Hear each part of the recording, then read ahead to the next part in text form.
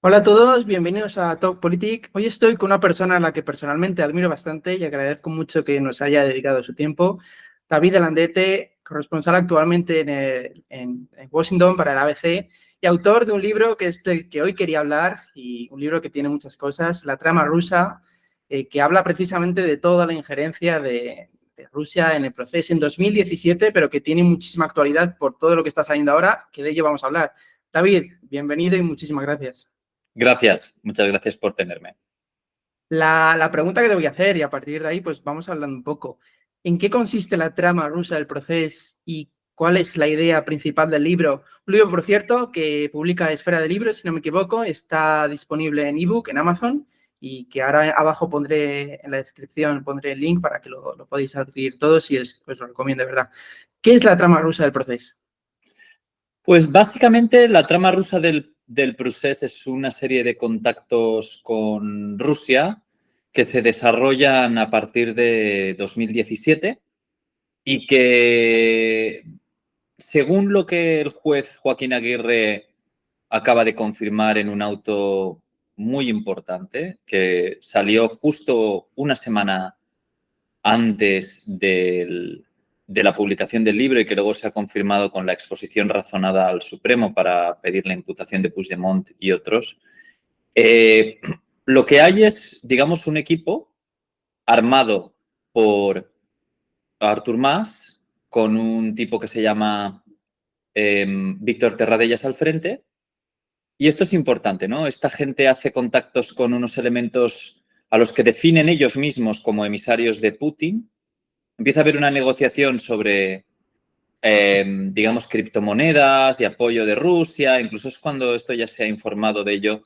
Se llegan a ofrecer soldados y pago de la deuda catalana, que es algo imposible de cumplir, pero bueno, que se promete, que se habla, que tal. Bueno, el cabecilla de este primer grupo es detenido por otro caso de malversación y lo que sucede es que en ese momento se da, antes de la detención, el tránsito de Mas a Puigdemont, se celebra el referendo del 1 de octubre, empieza a haber injerencias digitales, es decir, desinformación, y de allí se pasa directamente a otro grupo que profundiza en esas relaciones, que está encabezado por el jefe de gabinete de Puigdemont, que se llama Alay, y por el abogado Gonzalo Boye, un abogado bastante conocido, de nacionalidad alemana, nacido en Chile, condenado por participar en el secuestro de Emiliano Revilla en el 96, cumplió cárcel por ello, representó a gente como Sito Miñanco, un narcotraficante, y ahora es el abogado de Puigdemont, también imputado. ¿Qué sucede? Que hay una continuidad de hechos.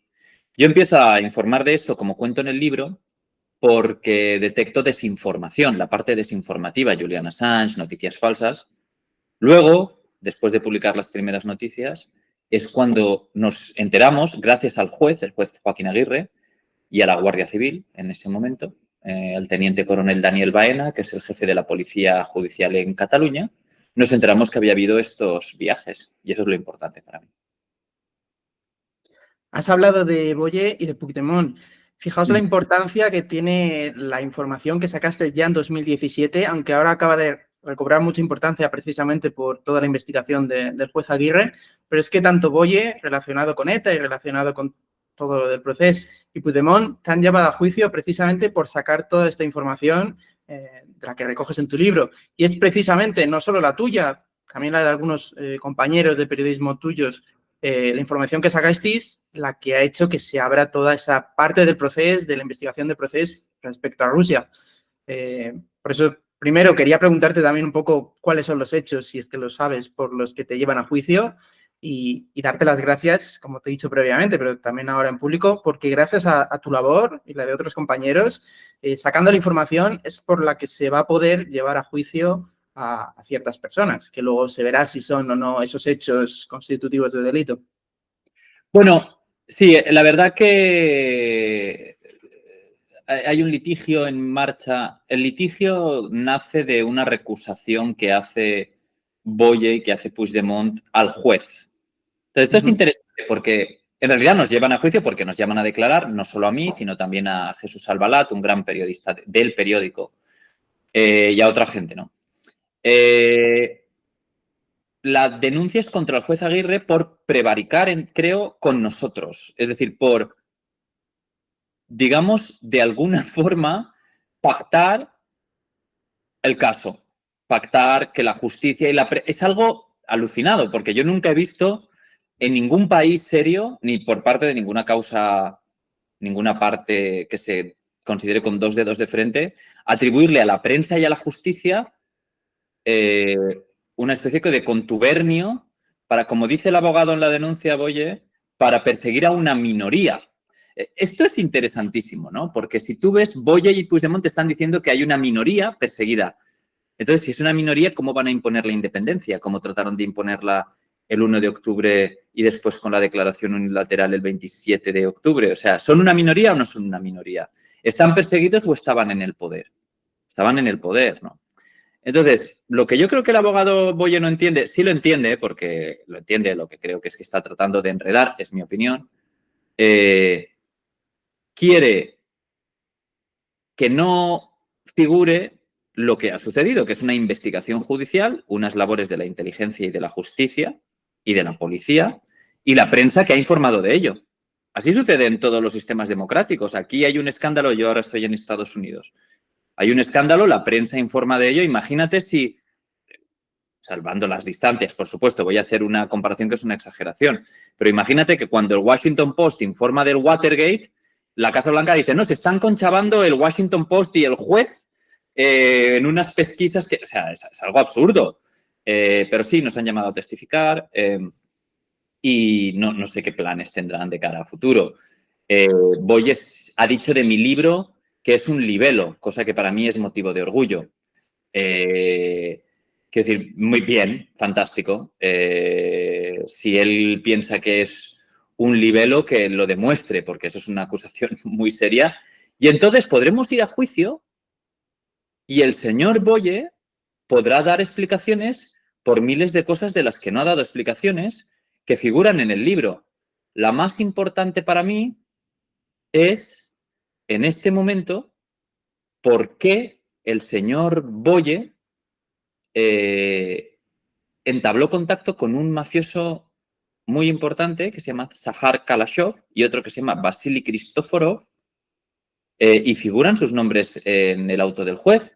¿Qué hacían Puigdemont y su abogado contactando con gente que ha estado condenada varias veces por integrar la mafia rusa? Es bastante, digamos, sospechoso, ¿no? El hecho de que acabaran hablando con la mafia directamente, ¿no? Porque Vasily Kristoforov y Kalashov son mafia directamente. En fin, todo eso figura en el libro, sus contactos, y ahora el juez los ha vuelto a recordar. Has tocado muchos temas, precisamente, el ataque a la justicia y el ataque al periodismo lo hace Boye, lo hace Puigdemont. Lamentablemente, ahora te preguntaré más tarde por ello, cuando acabemos un poco con el libro. Lamentablemente, esos ataques no solo se circunscriben a Puigdemont y Boye, sino que también se hacen desde otras esferas del poder. Quería preguntarte, yendo un poco más a la cuestión, por las dos partes. Una parte estaba el independentismo y otra parte estaba Rusia. ¿Qué buscaba exactamente el independentismo de Rusia y qué buscaba Rusia aliándose o dando apoyo al independentismo? Porque entiendo que no era directamente el interés de Putin lo que hiciesen los independentistas, sino que trascendía bastante más. Claro, ahí son dos cosas, ¿no? Hay un plan claro y estratégico de Artur Mas desde el 2011-2012 de tener relaciones internacionales, primero Convergencia y después el gobierno, para cuando se empieza a sentar las bases de la independencia, para ver qué contactos y qué reconocimientos podían obtener. Y eso está claro. Es decir, Artur Mas le encarga a Víctor Terradellas que busque contactos. Incluso Pujol, todavía esto no ha salido, no está en el libro porque es un desarrollo bastante nuevo, pero incluso hay cartas de Pujol recomendando a Terradellas, ¿no? Que es algo de lo que se informará, yo creo, con más detalle en los próximos meses. Pero claro, es digamos, una estrategia de largo recorrido. Entonces, Terradellas llega a la conclusión de que nadie en Europa, ni en Estados Unidos, ni en América, ni ningún aliado de España va a reconocer la independencia, y ahí es cuando surgen las opciones de... Creo que él, es un poco absurdo, pero llega a tener contactos con la Casa de Habsburgo en Austria, una cosa extraña de la que mi compañero Ramón Pérez Maura ha escrito abundantemente en el debate, que sabe muchísimo de estos temas. También contactaron con China en algún momento, pero con alguna empresa, nada serio, ¿no? Y finalmente Rusia, ¿no? Entonces, digamos, el independentismo estaba necesitado de cualquier contacto, cualquiera. Y estamos hablando, 2011 empieza Terradellas, la primera invasión de Ucrania es en 2014, pero no tiene las repercusiones que tiene la de 2022. Por lo tanto, bueno, ahí hay un momento, digamos, de zozobra en el 2014, pero bueno, es el momento en el que Pablo Iglesias llega con Podemos al Europarlamento y empiezan a decir que si es que en Ucrania hay neonazis, que si, bueno, que esa anexión no era solo una cosa parcial, que Crimea era rusa, bueno, pues todos estos rollos que los partidos populistas de izquierda y de derecha dijeron al principio. Y luego, por parte de Rusia, lo único que puede buscar, a mi entender, porque Rusia pena el independentismo con cárcel, es desestabilizar a España. Rusia no tiene ningún interés en Puigdemont, no tiene ningún interés en apoyar al independentismo. Yo siempre pongo como ejemplo, que está en el libro también, el caso de que cuando llega Puigdemont a Bruselas, incluso antes, porque ya cuando estaba Oriol Junqueras de eurodiputado la primera vez, hay una diputada letona que se llama Tatiana Ždanoka, que es letona, pero es de la Unión Prorrusa. Entonces, esta mujer, su razón de ser política es negar la independencia de su país. Es decir, ella es letona, pero lo que defiende es que en Letonia se hable ruso y que Rusia y que Letonia vuelva a incorporarse dentro de Rusia con el resto de las repúblicas bálticas. Pero esta señora, en Bruselas, empieza a defender el independentismo catalán y vasco, cosa que es absurda, porque ella defiende justo lo contrario, ¿no? Ella defiende que en Letonia no se hable letón, que se hable ruso, o sea, todo esto. Sin embargo, empieza a trabar contacto con Junqueras, con Romeva, va el 1 de octubre a Cataluña, bueno, esto todo figura en el libro. Y al final resulta, a principios de este año, en 2014, que me dio tiempo de meterlo, Ždanoka, que es esta mujer, se descubre que es agente del FSB, el antiguo KGB, y que es una agente pagada por la inteligencia rusa. Por lo tanto, sabemos que hay un interés por fomentar esto por alguien que es lo contrario de una independentista, ¿no? Incluso llega a ir a Extremera a tratar de ver a Junqueras y denunciar el fascismo español, etcétera, etcétera. Bueno. Hoy justo se cumplen 10 años desde que derribaron los rusos, precisamente, o prorrusos, el avión en el que murieron, creo que fueron 298 personas, un avión que iba a Malasia, holandés, etcétera. Cuando ocurren todos estos hechos, estás hablando incluso de 2011, pero creo que cuando más ocurren fueron en 2017 con la proclamación de la independencia. Entonces Rusia había invadido Ucrania, Crimea, el Donbass, etcétera, pero creo que Rusia no tenía el rechazo por parte de Europa que tiene ahora a partir de la crisis de la invasión de 2022. Ahora mismo creo que es algo que tanto judicialmente como políticamente les ha penalizado muchísimo, más fuera de España que dentro de España, porque dentro de España parece que las conexiones con Rusia ni al gobierno, ni por supuesto a Podemos y lo que ha surgido de Podemos parece importar que los independentistas tengan lazos con Rusia, pero fuera de España creo que sí que importa bastante. Actualmente los partidos apoyados por Rusia son los neonazis en Alemania, Le Pen y algunos otros extremistas. Les ha causado mucho rechazo, pérdida de apoyos internacionales, si es que tenían alguno, también digo, al proceso por haberse aliado con Putin, al fin y al cabo. Y la segunda pregunta, la amnistía borra o pretende borrar muchos de los delitos, pero no se incluyen muchos de los posibles delitos, eso ya lo dirá el juez Aguirre, de los hechos que tú narrabas. Uno de ellos podría ser el de traición, si estaban conspirando con Rusia. Esto podría hacer que la amnistía no incluya a Puigdemont y a los que pueden estar afectados por estos delitos. Esas dos preguntas. Una parte, si les ha restado apoyo internacional que podrían tener o potencial apoyo internacional. Y la otra más judicial y más en España, política no, porque ya he dicho que no influye, si judicialmente podría sacarle de la amnistía tanto a Puigdemont como al resto de afectados por este caso. Bueno, respecto a que tengan más o menos apoyos, yo creo que hubo un esfuerzo muy grande por parte de los independentistas al principio de lograr apoyos internacionales. Para eso estaban de alguna forma las embajadas catalanas que siguen operando, pero Esquerra Republicana dentro del gobierno buscó un plan de comunicación internacional, lo intentó, pero no contaron con, digamos, primero, la labor de las instituciones en España, me refiero no solo al Ejecutivo, sino también la oposición, que estuvo apoyando al Ejecutivo de Rajoy en ese momento, y luego el apoyo del PP al Ejecutivo de Pedro Sánchez después, antes de la amnistía.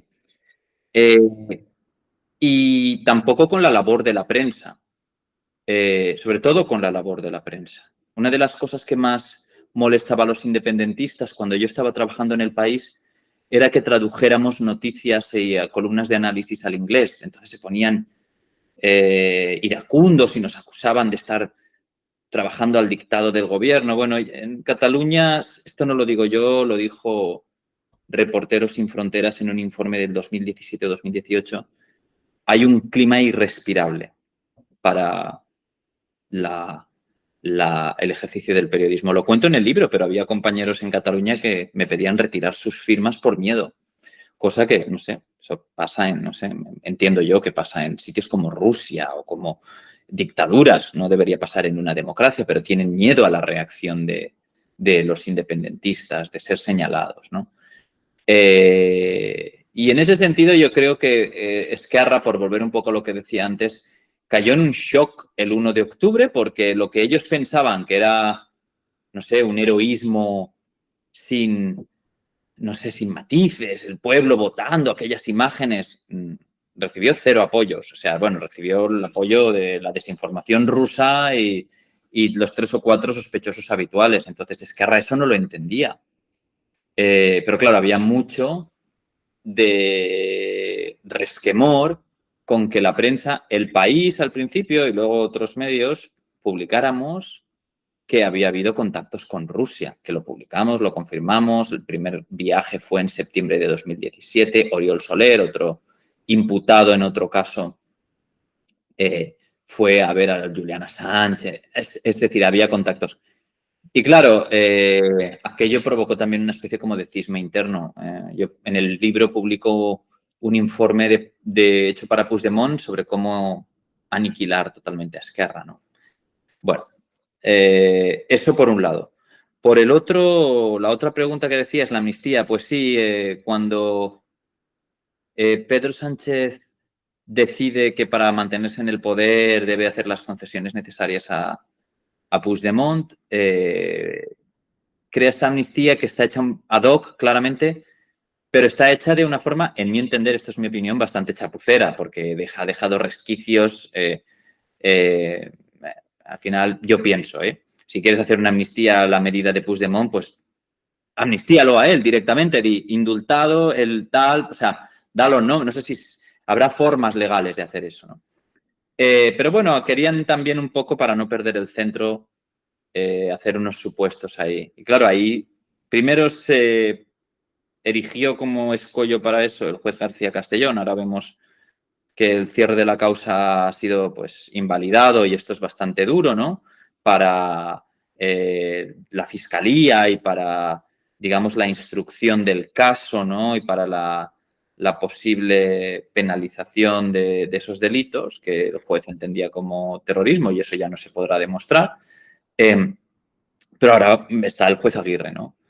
Y, digamos, yo creo, después de hablar con fiscales, gente en la magistratura, gente, digamos, en el gobierno y en la oposición, diplomáticos y demás, hay una clara digamos, la sensación es que el auto del juez Aguirre, a pesar de que es una persona sometida a una gran campaña de desprestigio, como cualquiera que, digamos, publique o haga algo con respecto al independentismo o al actual gobierno en España, o que no le convenga, quiero decir, el auto es muy sólido. El auto es un auto que vale la pena leer. Los varios documentos que ha publicado el juez Aguirre desde enero son una labor judicial excelente y con una serie de detalles y una solidez que es muy difícil de negar para el gobierno. Una anécdota, estuvo aquí Pedro Sánchez en Washington en la cumbre de la OTAN la semana pasada y yo quería, digamos, es una cumbre de la OTAN en la que se habló de desinformación y de Rusia, etcétera, etcétera. Yo quería preguntarle a Pedro Sánchez por ello, pero no nos dio la oportunidad. Yo creo que, bueno, no quería aceptar muchas preguntas por el tema de su mujer, creo, pero aceptó 3 preguntas en todo el viaje de 4 o 5 días, ¿no? Y no quiso entrar a detalles sobre las injerencias digitales, etcétera, etcétera, cosa que es bastante llamativa.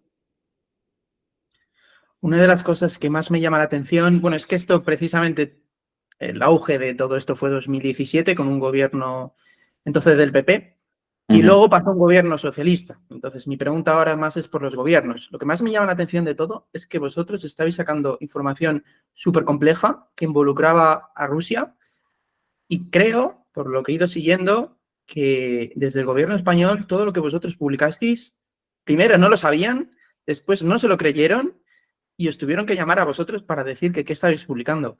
La pregunta es, ¿esto es así? ¿Me he enterado bien? Tanto el gobierno de Rajoy en ese momento del Partido Popular y la pregunta un poco por alargarla.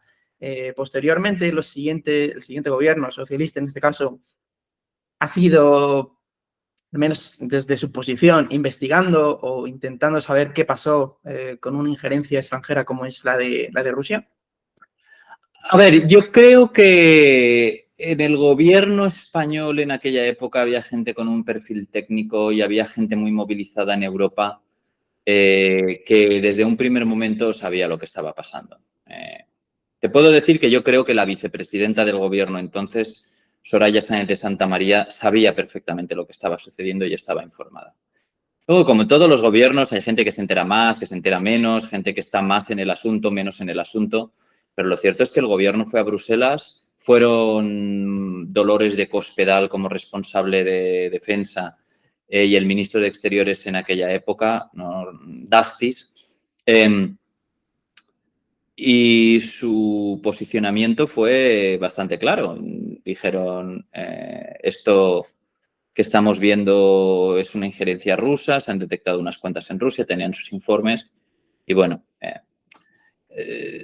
también tienes que tener en cuenta cuál es en estos casos en lo que, cómo se conducen los gobiernos, hay que tener también en cuenta el estilo, acusar directamente a Rusia y abrir una crisis diplomática no es algo que yo vea muy en la línea de alguien como Rajoy, ¿no? Que yo creo que es más dado a esperar, ver, bueno, ya sabes cómo era Rajoy, ¿no? Era una persona muchísimo más prudente a la hora de conducirse en cualquier crisis diplomática internacional, ¿no? Pues por las consecuencias que pudiera tener.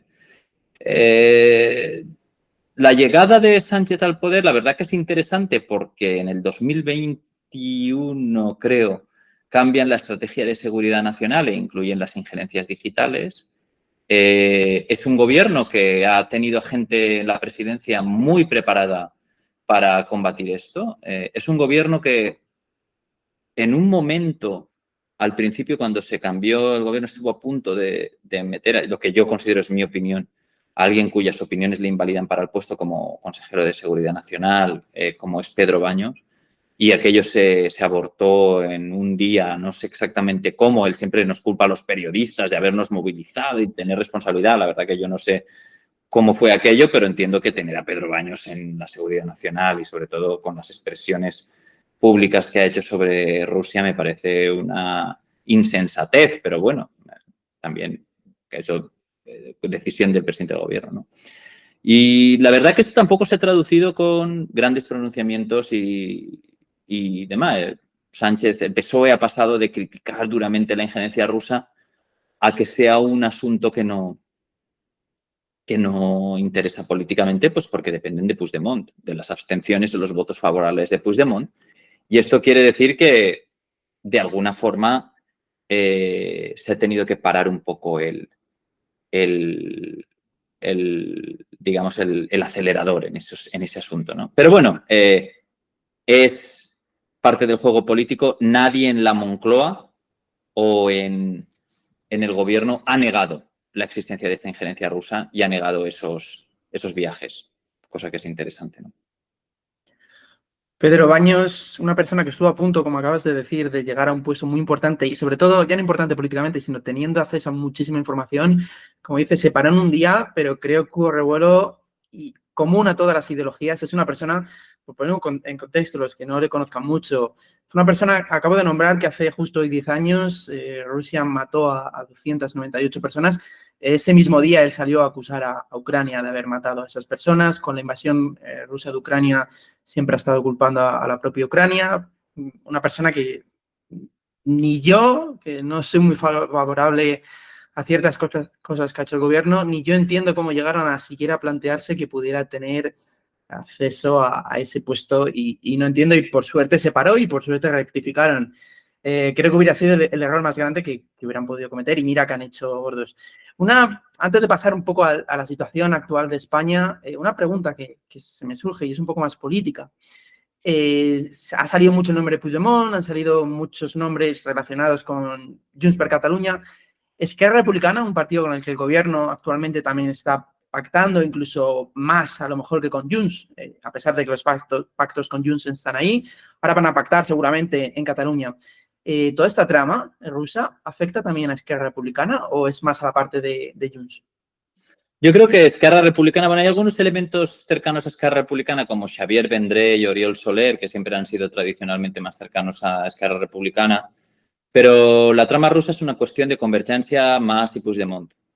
Ya te digo, Esquerra estuvo conmocionada el 1 de octubre que el mundo no estuviera alabando el gran esfuerzo heroico de los catalanes intentando votar, el sacrificio del pueblo, ¿no? Fue bastante... Yo creo que sí, que al final cunde la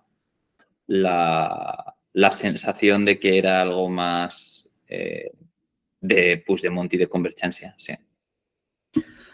David, te quería preguntar un poco por la situación actual del periodismo en España, especialmente, pues es que hoy justo ha realizado una intervención en la que ha acusado a ciertos medios de propagar desinformación y en esa misma intervención Pedro Sánchez ha dicho que va a dar un paquete de ayuda de 100 millones de digitalización a los medios. Ya se sabrá más, pero se entiende un poco que son a ciertos medios que cumplan ciertos requisitos que ya veremos. Pero tiene mucho que ver con todo lo que pasó en 2017. En 2017 ahora mismo estás en el ABC como corresponsal, pero tenías una trayectoria muy reconocida y en 2017, corrígeme por favor si me equivoco, eras director adjunto del País y creo que estuviste hasta 2018. Justo hoy acabas de publicar un tuit que ha tenido bastante repercusión y obvio que la tiene, de que Pedro Sánchez hizo que se cambiasen algunos titulares en el País, precisamente desde que llegó al poder en 2018. Y a la vez fuisteis varias las personas y con una trayectoria muy reconocida, no solo tú, que hubo un momento en el que salisteis del País. No sé si me puedes contar algo, no sé si lo puedes relacionar un poco. Tu opinión personal, aquí ya entiendo que tienes tu papel de periodista, pero también te pregunto un poco ya por tu opinión, ya no solo por los hechos. ¿Cómo fue aquella salida y cómo ves la situación actual del periodismo? Bueno, la verdad que eso lo cuento en el libro porque tuvo un efecto para la investigación de la trama rusa, porque, digamos, yo estaba sometido a una campaña de desprestigio que denunció la Asociación de la Prensa de Madrid. No es algo que yo, digamos, moviera motu propio, sino que fui amparado por la Asociación de la Prensa, ¿no? Por una serie de insultos, o sea, agresiones, en las que incluso entraron, puedes hacer poco, ¿no? Pero entraron revistas de estas satíricas como Mongolia, de la que Boye, el abogado Boye, era editor, o no sé si era copropietario, bueno, no tengo esa parte clara, pero entró directamente en Mongolia el jueves, o sea, unas cosas muy absurdas, ¿no? Y bueno, estaba sometido a esa presión por publicar sobre Rusia y me decían que estaba loco, que eso era mentira, que eso se iba a morir enseguida. Me imagino que se iba a morir, que estaban yendo a Rusia el jefe de gabinete de Puigdemont y Boye con él, ¿no? O sea, me siento muy orgulloso de haber publicado aquello porque sé que el tiempo, o sea, no lo sé, o sea, es un hecho patente que el tiempo me ha dado la razón, ¿no? Pero claro, en ese momento de grave riesgo, digamos, se produce un cambio en la dirección del país. Pedro Sánchez había pedido un cambio de línea editorial, y no lo digo yo, lo dice Pedro Sánchez. Salió en La Sexta, creo, en el programa de Évole y admitió que había ido a Telefónica a pedirle a Telefónica, como accionista mayoritario del país, que cambiara la línea editorial, pero así, tal cual, que era demasiado crítica con él, ¿no? A mí me llamó para pedir un cambio de titular, lo cuento también en el libro, cuento incluso cuál es el titular y los periodistas que estaban implicados. Y yo me negué. Él no consiguió cambiar titulares, pero lo intentó varias veces. Y el hecho de que para mí es dramático, no para mí, que los periodistas normalmente nos aferramos al medio en el que trabajamos. Para mí es normal trabajar en un sitio, en otro. Estoy ahora feliz en el ABC, es un sitio, o sea, un periódico con un prestigio enorme, muy reconocido en América Latina, en España. O sea, no tengo ningún problema en pasar de un periódico al otro y en seguir ejerciendo mi trabajo. Eso es lo de menos. Pero que el hecho de que después de que haya una moción de censura y cambie el gobierno, se cambia el director de un periódico y se ponga a alguien como fue Soledad Gallego Díaz, tremendamente, tristemente, drásticamente afín al gobierno, y que además esta mujer, que a la que yo tenía por una periodista intachable, despidiera a algo que no se ha hecho nunca, ¿no? Que es despedir a toda la anterior dirección de golpe, ¿no? Eso lo digo en el libro y es mi opinión. Eso pasa en Turquía, pasa en regímenes autoritarios en los que además una directora de un medio privado se presta a eso, ¿no? Pero desgraciadamente tengo pocas cosas buenas que decir de Soledad Gallego Díaz desde que entró como directora del país. Duró un año, fue un año, en mi opinión, funesto, en el que incluso se publicó la muerte del rey emérito como una noticia, en la que se mandó una alerta de noticias llamando al rey emérito emeritonto. Eso sucedió. O sea, un desastre. Y la cambiaron inmediatamente, pusieron a Moreno, que ya había sido director, el director que publicó la falsa muerte de Chávez en la portada volvió por un periodo de un año también y al final han estado con Pepa Bueno, que yo creo que es una periodista, comentarista muy locutora de radio muy respetable, a la que conozco bastante bien, pero que ha tenido una línea editorial de seguimiento abierto y casi acrítico del gobierno, ¿no? Que están en su derecho. A mí, si ahora hubiera una moción de censura y cambiara el gobierno y tuvieran que cambiar a Pepa Bueno porque hay que poner a alguien afín a quien sea, me parecería igual de nefasto para la integridad democrática de nuestro país que lo que sucedió en 2018, cabe decirlo. O sea, no puede ser, eso no puede ser que cada vez que haya un cambio de gobierno se cambien los directores de los medios privados y públicos. O sea, no, eso no debe, no puede, no es de recibo, eso no sucede, ¿no? Y por eso me parece tan llamativo la insistencia de Pedro Sánchez en erigirse él como alguien que ha pedido el cambio de línea editorial de un medio, ¿no? De decir ahora que él es quien tiene que velar por la independencia de los medios cuando no ha creído en ella, ¿no? La prueba son los hechos para mí siempre. Él estuvo aquí en Washington la semana pasada, cumbre de la OTAN. ¿Cómo es posible que Biden, el presidente de Estados Unidos, que está en una de las peores tormentas políticas de su carrera y de la historia de Estados Unidos, que está anciano, que tiene 81 años, que no puede responder, de una rueda de prensa de 1 hora y tome preguntas de los pasillos y responda y repregunte, y Sánchez aparezca 10 minutos para contestar 3 preguntas? 3. 2 de medios públicos y 1 del país. fantásticas las preguntas, hechas por compañeros excelentes e independientes. Pero también sabes que, siendo medios públicos y siendo la línea editorial del país, sabes que no le van a preguntar por Begoña Gómez o por su hermano o por las injerencias de Rusia o por el fiscal que se opone a investigar la trama rusa o la independencia de la fiscalía, ¿no? Hay otras prioridades y eso no es cuestión de los compañeros, sino de la línea editorial de cada medio, ¿no?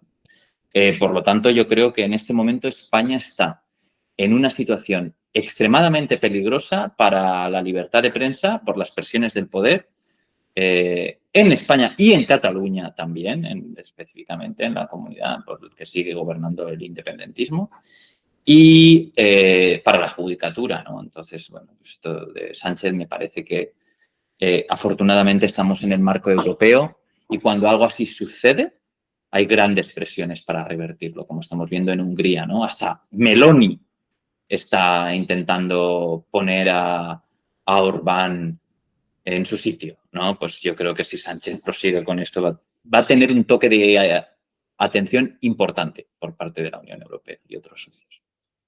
Pues agradezco esa nota de optimismo que acabas de dejar porque la situación es verdaderamente triste. Y es que acabas de decirlo, hay un problema enorme en el periodismo, problema contrastado. Cambia el gobierno 2018, cambian medios privados, que eso ya me parece lo más peligroso, pero también cambia Radio Televisión Española, cambia ya no solo la dirección, sino una línea editorial completamente partidista, cambia la agencia EFE. Y ahora el problema es precisamente los medios privados que tienen una línea editorial que se sale de eso, los pocos medios privados, y parece que ser que van a seguir sacando cosas contra ellos.